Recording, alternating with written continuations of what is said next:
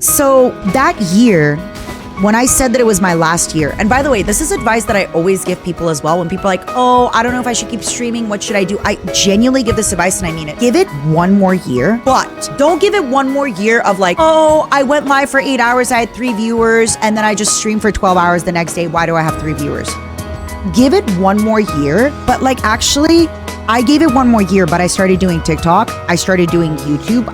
Back then there was no YouTube Shorts. I didn't have money for editing, so I found somebody who was editing my videos. It's a Russian guy that was editing my videos for $50. But then what I had to do is I had to basically write the whole video script. I had to go into my 8-hour VOD and be like, cut this, cut this, cut that, and he would just kind of snip it together. I did my own thumbnail. I did all that stuff. So I gave it one last year, but I actually like gave it a year. You know, instead of streaming, 7 days a week for 10 hours and wondering why I'm not getting more viewers, I streamed five days a week, 6 hours. And I was like, okay, other days, like I was doing TikTok, I was doing YouTube, I was doing that stuff. So fun fact, that year, I had a really crazy, like wild, out of the ordinary dream when I was, quote unquote hustling. I said, and I said this to Teak, I said, wouldn't it be crazy if I got 100K on YouTube before the end of the year? I was doing YouTube, I was doing TikTok, auditions came, I auditioned.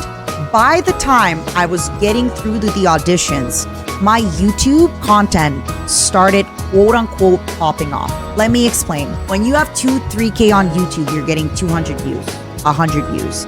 My YouTube started getting 5, 10, 15K views. My subscribers were growing. By the time I had joined agency, I had 25K on YouTube, and that was like May, maybe June, May. Which like I know it would have been hard to go. No, it was May. It was May. I think I hit 25K in like May. I know it would have been hard to try and hit 100K, but you have to understand the way YouTube works. Once you're on the come up, it is so much easier to come up faster and faster and faster. So I did end up hitting 100K on YouTube that year, by the way, because of the corpo, right? Like I joined and then I did end up hitting the 100K. But I did always have that kind of like in my back pocket of I had before this big TikTok, YouTube growing really fast, Instagram, all these other things growing. So I was like, I think I could still be okay if I left because I kind of proved to myself that like I could still do it.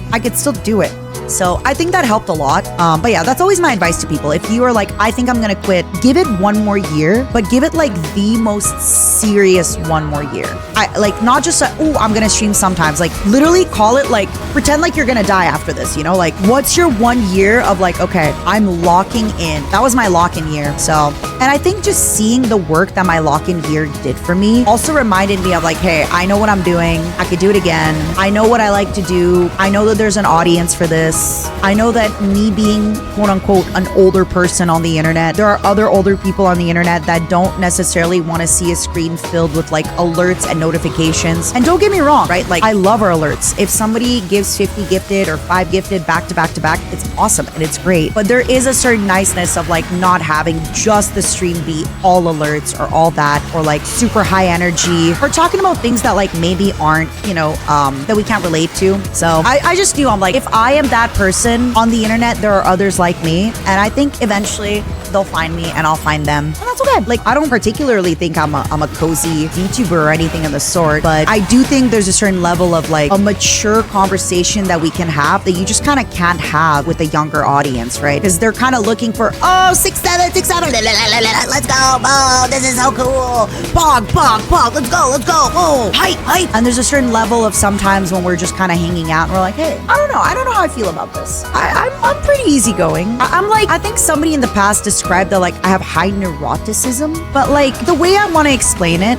is like when things aren't serious, I'm really dramatic. Like I am the person where like if my coffee machine doesn't have any more coffee or like I don't have any more milk, I'm like, I'm going to myself. I'm going to my life. I don't have milk for my coffee. This is the worst day of my life. Nothing could make today better, right? But then when things are genuinely actually really bad, I lock in and I'm the most serious person. I just think like when things are kind of silly, I'm dramatic. I think it's funny, you know? Like, you know, if my friend's like, oh, do you wanna not drink tonight at the restaurant with me in solidarity? I'm like, I'd rather kill myself and you for even proposing that I don't want a spicy fucking margarita. I thought you knew me better than that as my friend. What do you mean not drink with you in solidarity? You're pregnant, not me. Screw you. At least you're getting some. I'm not getting any. The least I could be getting is a spicy margarita in my mouth. You know, like I'm like that where it's not serious. And I've had to warn the people in my life like, hey, I'm not actually upset. I'm just like funny upset. I'm funny upset, you know? But I never get funny upset when like things are actually for real. When things are for real, I am like calm. I am calm and serious.